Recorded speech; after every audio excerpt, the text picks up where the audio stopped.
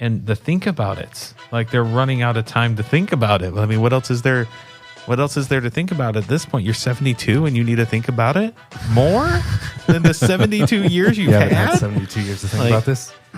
And they probably weren't thinking about it for the first 10, at right, least. Yeah. Well, maybe at 15 they started. I don't know.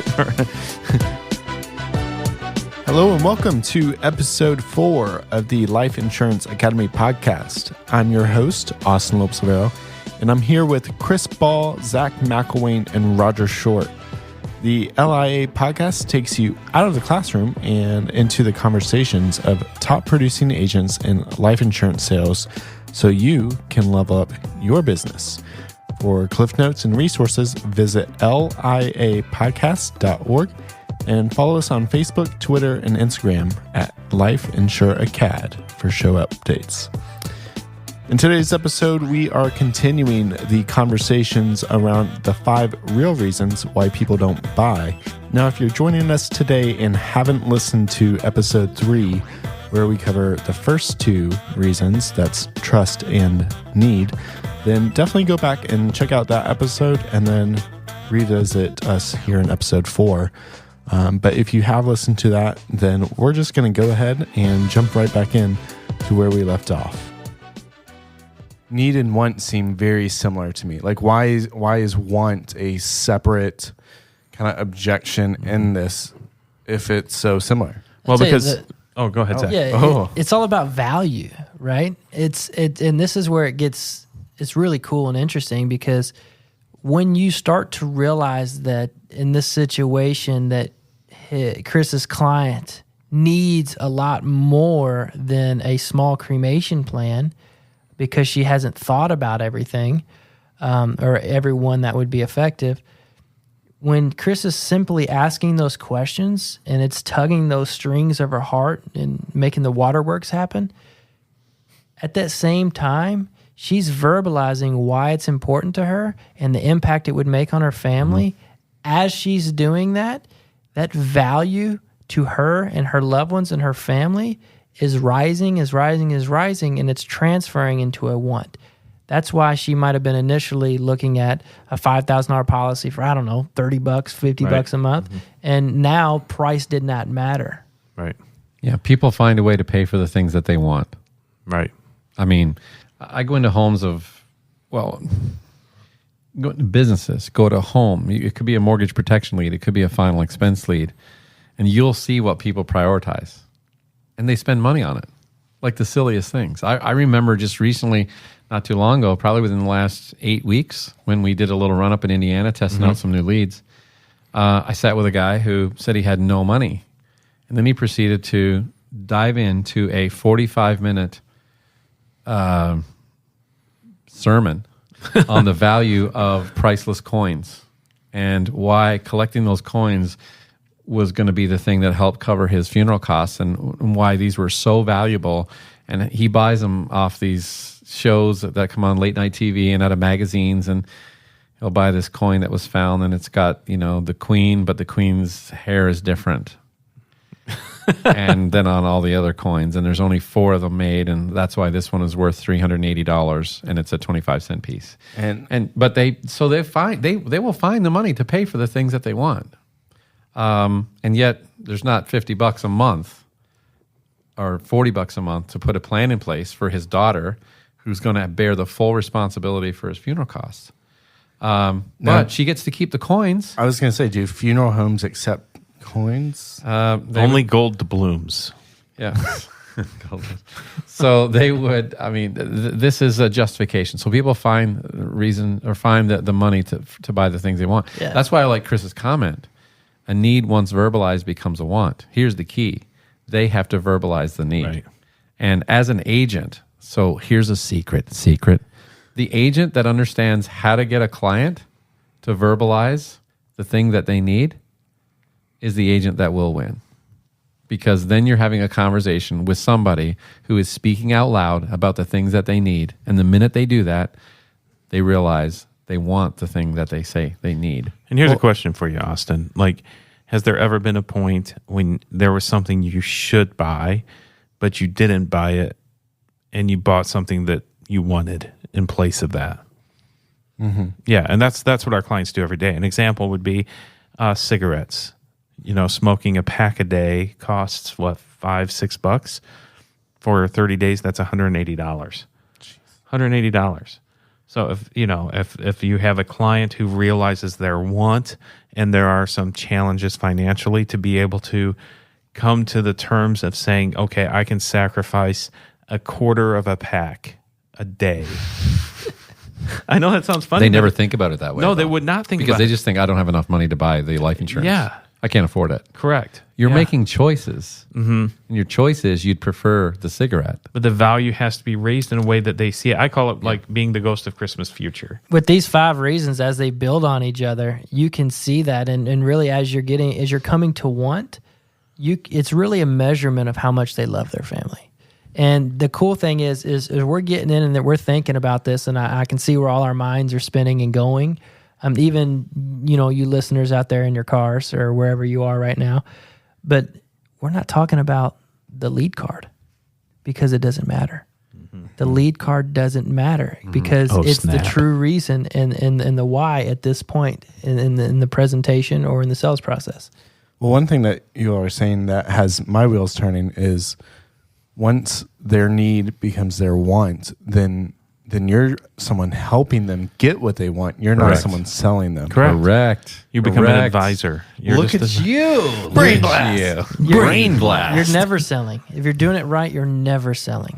So the idea, okay, if you could picture this in your mind, the idea when we sit down with people, we're generally across the table, right? Or across the living room having a conversation. In your mind, your goal is to get side by side with that person and to have a conversation with them about how you can help them. So you become not a salesperson, but you become a co-buyer or an advisor, someone who is trusted, someone who can help them get what they want, someone that they lean on to help them get what they want. But it takes the front end work, that emotional excavation to uncover the need and then get them to verbalize that need and then help them understand how we can meet that need with the benefit of a product that you have. Yeah. When we sit with, I can recall incidents. So here's a couple stories, here a couple of narratives.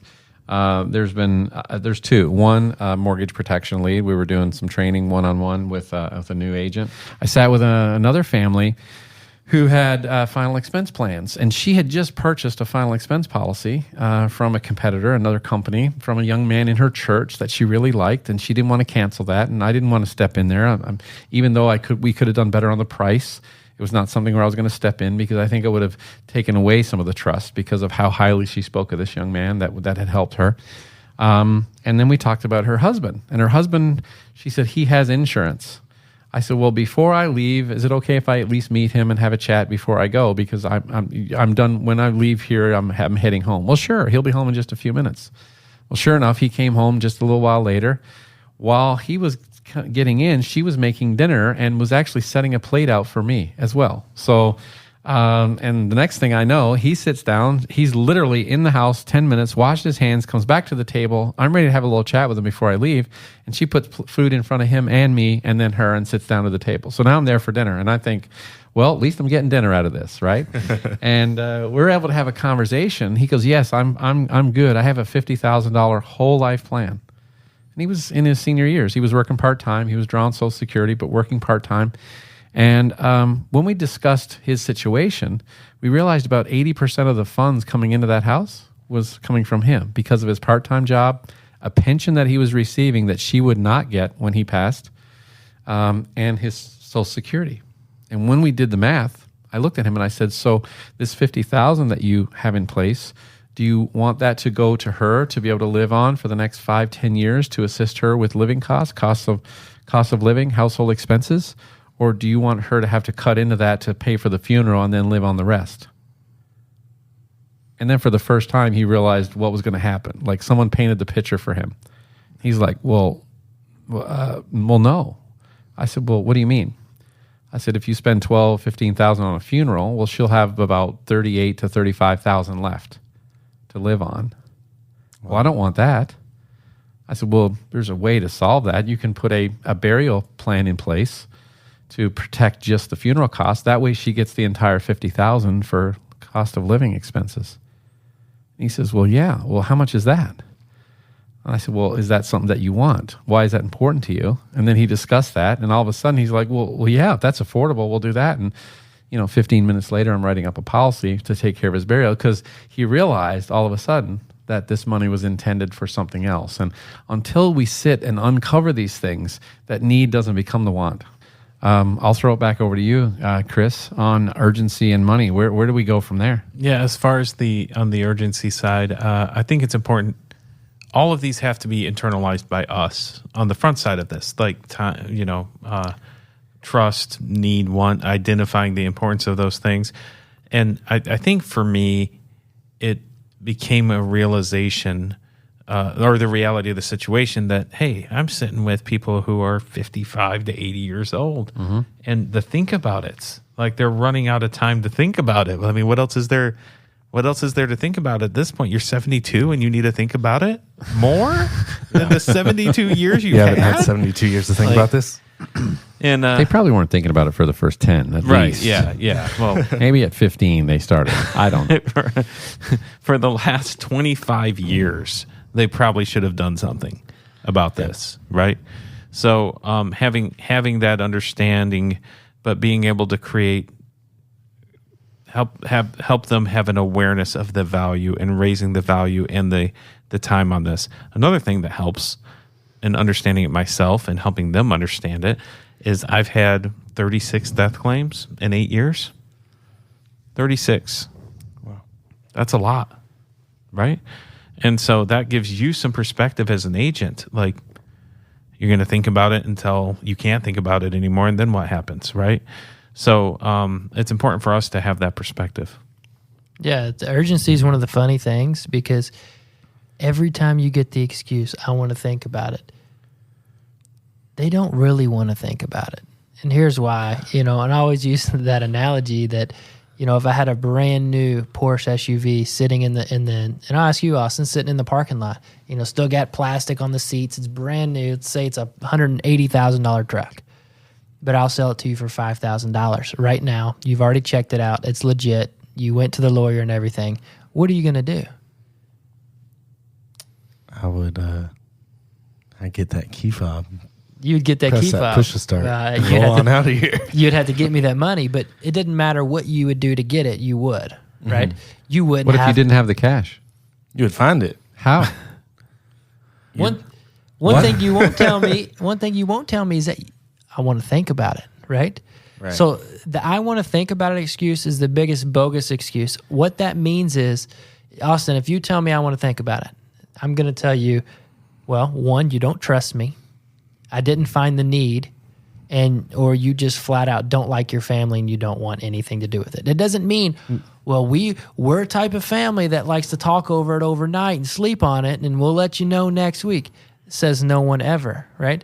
Like that is so untrue. And what it comes down to is if you really done your job in building that trust and connected with that family, if you found that true need and you've asked those questions and made them verbalize why it's important to them, who are they saying no to? They're saying no to their family. And it doesn't happen. So urgency can be completely avoided by taking the time during the beginning part of your presentation. But that's why when Roger talked about following the process and doing it one at a time and taking your time going through it, because you can't get that objection and then recover from it. No. I mean, you're scrambling if you don't do the things ahead of time to avoid it. Yeah. Yeah. I mean, the most famous question from agents is, so when they say they want to think about it, what do you say then? You're in trouble. I'll say, well, I very rarely get that. Well, I'm getting it all the time, and I need to know what to say. I said, well, you didn't do the work ahead of time. Correct. You didn't put in the practice. You didn't do the reps, right? You didn't. Yeah. You didn't invest. Like the first three prevents. Right. Like each one prevents the next one. And there are pieces, and we'll get to some of this at a different time, but like having micro agreements and assumptive closing prevents some of that. Think about it. If I'm sitting here, Austin, and I have raised the value and I've had these conversations and I'm saying, so Austin, do you think after hearing all this that you would like to buy some life insurance? And I just stare at you like it's just weird, you know, like you're not going to do anything, right? But if I assume like, all right, Austin, which one of these plans work best for you? And then you pick, well, no, here's a better one. Austin, I knew this is important for you to make sure that your loved one, I'm using quote fingers because I don't know if we can use a real name here, but quote fingers, your loved one, well, I'll make one up. Angela, okay? Angela. But now I'm going to get questions now on you're who's get in trouble. Angela. Right, yeah. So that you'll have something in place to make sure Angela is taken care of if something happens to you. Which one of these work best for you? I don't love Angela. Exactly. But when you're talking about urgency, the cool thing is if you're doing a really good job in those first three things, especially in want, those questions that you ask, like, why is that important to you? What would happen if you passed away today without anything? How would that make you feel? And the way you say it, you're lowering your voice, you're leaning in, you're concerned, you're listening for a response. You're not a talking head, just blah, blah, blah, blah, blah. There's a sense of emotion. And when you have that sense of emotion and whatever their response is, that is why they're getting something today. Well, it becomes very real. I mean, the sense of emotion creates realness, which, I mean, you see the time. What you're doing is value. you're elevating value. You're giving time for value to be elevated. And when value is elevated and it's high enough, people find the money. I mean, one of the things that we say here is in the absence of value, everything is too much. There's no price that's low enough in the absence of value. That's why giving a price means nothing. It has to have value. You can say, you can have this $10,000 plan. It's only $5 a month. Sign here. Well, hold on a minute. What am I signing up for? I don't know you. I mean, what? It's only $5. It's $10,000. It doesn't matter. I mean, you know how many times you'd get turned down on that if you just went in with that approach? Right. Probably 9 out of 10 times. So it's not about the price. It's about the value. So you have to build value. Once you have value, urgency then is elevated because now they have all the information to make a decision, and you're eliminating the objections and removing the obstacles. The hurdles are cleared. Now all they have to do is say, okay, let's move forward with you. And you're going to assume that. You're not going to wait for that. You're going to do what Chris said and say, which one of these is best for you to take care of this for Angela? The magic thing about urgency is to repeat back to them what they voiced to you. Yeah. Mirror. Like, I know this is important to you, Austin, because you told me how much Angela means to you and that you always want to be the man and the husband to make sure she's protected, right? Wait, and you're married to her? Yeah, now he is. Whoa. Right? But that move quickly, that Chris. emotion, but I'm simply taking your words and then I'm giving them back to you and you're agreeing with me. You can't disagree with me because you said them. Right. You said them. Now, the magic part about that is if I never get you to say them in the first place, it's never on your mind, and you're always going to say, well, let me think about it. Yeah. Mm-hmm. When you all first said urgency at the beginning, I was just thinking, like, how do you bring up time into this? That's like pretty insensitive. Like, hey, Chris, like you're going to die. You need this, right? Like, like I was thinking of urgency as something very different, but by setting up the value, they don't think of urgency is what it sounds We like. have to think of it as agents. It's Right. something we dial in on as a reason why they didn't move forward or a reason they're going to move forward. So this is what I know. I've knocked on a door and someone had filled out a card. And when I knocked on the door, they weren't alive anymore. Not because I knocked on the door, but because I was going to say, wow, you got rid of that husband real quick. but they passed before I could get to them, right? I've knocked on the door, and I've had somebody say to me, I had a stroke last week, and they're back home now. So that affects the type of coverage I can get them. So if they think that they have an endless number of days. Everyone does. Yeah, everybody does. That they have an endless number of days to make a decision that will impact their family's future forever. Then I have a job to help them see that picture. So I may have to have that conversation. Yeah. Like you said, maybe insensitive, but I may have to say that. You know, like Mrs. Smith, you've been thinking about this for a long time. I know you have because you told me, right? And you want to make sure, you have told me that you want to make sure that your family's taken care of.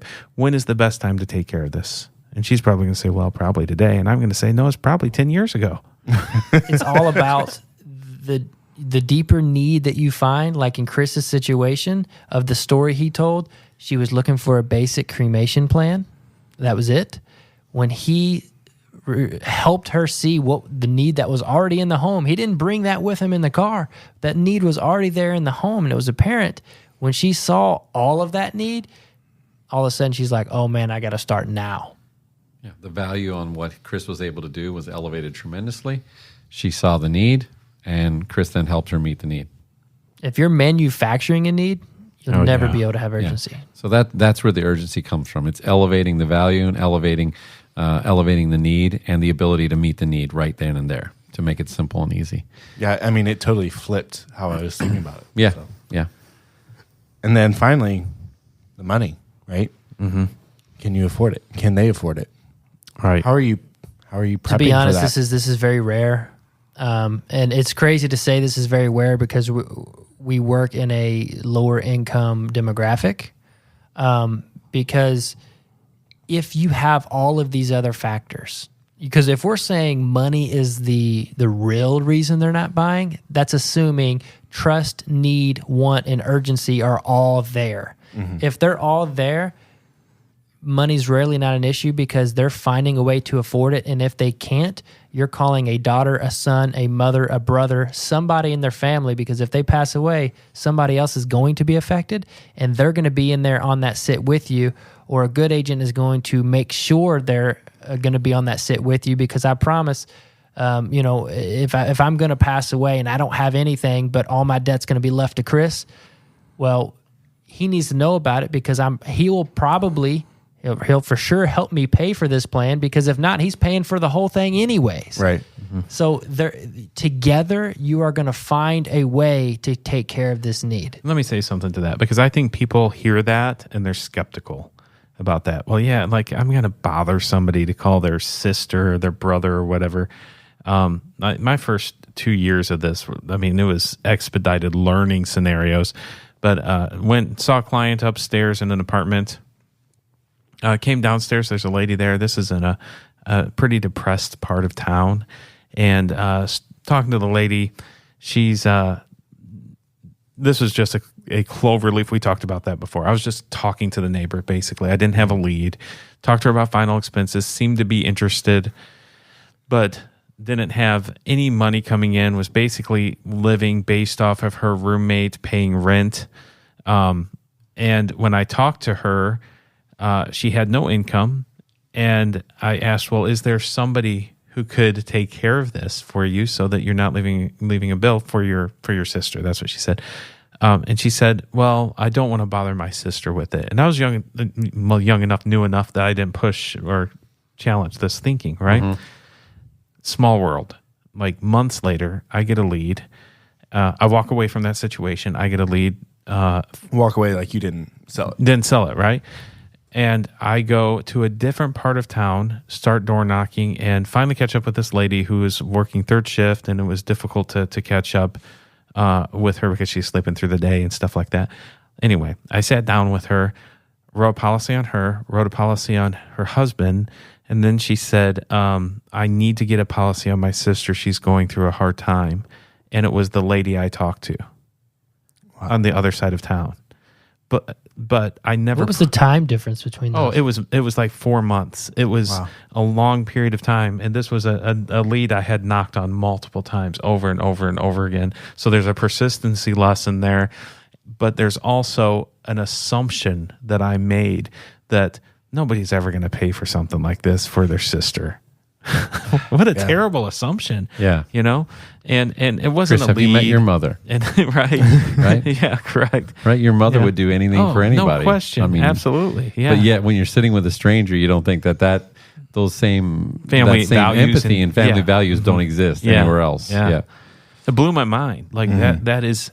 And the that crazy is thing very about true. that story is that's probably the most common objection that new agents get. Mm-hmm. I can't afford it. Like, Right. oh, how'd you do today? It was good. I had a couple sits. They couldn't afford anything. Mm-hmm. It's the leads. Roger, I need those gold leads. Come on, man.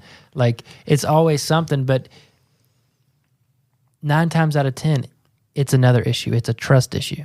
It's a need. You're not undercovering the full need. It's not the want. Oh, urgency. They gave me the, I want to think about it, which is probably a trust or need or want issue anyways. It's very rare that you have all of those. And it's really money. And let me say, as far as the money issue, here's a way to know if you're doing it right. When you walk out, do you know how much income's coming in? Do you know how much income's going, or how much income's going out? Is that the way to say it? Or how much money? How Yeah. much Money's money's going out. going out? How much money's coming in? And looking at budgets with people and helping them look at the finances and finding an affordable point for them, not making an assumption on our part. Like, if you've done that work, you still need to investigate those other four. Well, if you're looking at their budget, then you probably already at least built trust, right? Right, correct. Uh-huh. And the want and the need, because they're at a point where they're moving forward. Yeah. The important thing is to prioritize that budget too. Like if you see, Candyland membership, for $58 a month or some goofy stuff, like we have to figure out $300 what's on more cable. important. You know? Yeah. Cable bill. That is a huge one that you're able to help clients save money with as well. But it's not just saying, oh, well, my bills cost this much and I got this much in. Yeah, Chris, man, I went through a budget, man. She don't have anything left. Oh, what's she spending her money on? Right? And it's going that next step for you and her in order to really help her to figure out if that's the true reason why or not. Yeah, sometimes clients will have a preconceived idea of how much benefit they want. Oh, yeah. And then sometimes if their health doesn't allow them to get that benefit at what they consider to be an affordable price for them, they'll say no to the whole thing. Mm-hmm. And so instead of getting some coverage, they'll say no to all coverage because they feel like they can't afford it. So they'll wait and investigate again later. Like you didn't do a thorough one today. Right? We have how many carriers that, that we have access to, but yet clients will still do that because sometimes it's a preconceived expectation. It's something they saw on TV. It's like one of those Globe plans that we saw an ad for online where it said burial and final expenses $100,000 for as little as $3 or something like that. Well, let's read the fine print on that because none of that lines up with the other statements. Burial and final expense $100,000 for as little as $3. Hold on a minute. Yeah. Right? You mean if I die in the next 5 years, it may pay out if I make only one payment and it's only 1 day's payment. Right? So like there's something wrong, but it's a formula and somehow it was approved as an ad and they saw it and so they have an expectation of something. So now you have to reset expectations, elevate value, find an affordability in their budget, and then you can move forward. So for every objection that people get out there, for everyone that they get, I mean, it really all comes down to these 5, basically. And if you address these 5 up front, you're not waiting for them to bring up some weird objection at the end, you'll be able to move forward in most cases. And it's truly like a Jedi mind trick because it's you have a new agent that sits with you, and they've been out trying it for 2 weeks on their own. You take them out, and they ride with you, and they go, I don't know how you did that because I sat with people last week. We sold 4 apps today, and I didn't sell any last week, and I don't know how you're doing that. Well, it's because we're addressing these things in the presentation. So the sales presentation that we have is built with these 5 real reasons in mind, and we address them in the sales presentation. So there's some Jedi stuff in there too. The thing we build it in, and I love about it is it gives you areas of focus to improve on. Because if you walk out, you didn't get the application, you can ask yourself which area was deficient in my time with them. Did I have a trust issue? I felt like it was a trust issue because they wouldn't give me their banking information, right? I felt like it sounded like they really didn't even care about their family. Like, was there a need? Did I expose a need? And sometimes they don't. Sometimes they don't. Did they keep wanting to put this off? Was there an urgency factor? Like, it gives you a focal point of walking out and getting better and not just feeling sorry for yourself because you didn't get an application. Mm-hmm. Yeah, it's definitely like something to learn from and apply to the next sit. And like that kind of like covers sort of my next question. Like, if they got these objections, what do they do next? But you're saying like it's going to be pretty clear what they didn't do and like what they need to work on. I would think so. I mean, for me, if it's I need to think about it, it's clear we did not get to desire or want, or there's not enough value. Or trust. Yeah, there's not value there, and that's probably the number one issue. Or I need to talk to my kids and something like that. Then it sounds like that I didn't uncover the importance of the relationship that they're saying is there, or I did not build enough trust with them at that point. Those are some factors that I would think. Once you have these principles down, and you understand the psychology behind them and why they're important, and if you really understand that, then you will know and you will be able to take the objection that you do get, because and most of the time, the objection they give you is not going to be the real reason why they didn't buy. So you have to understand what the real reason was behind it, and then see or talk to somebody about what you can do to improve that. If it is trust, what can I do to work on my trust?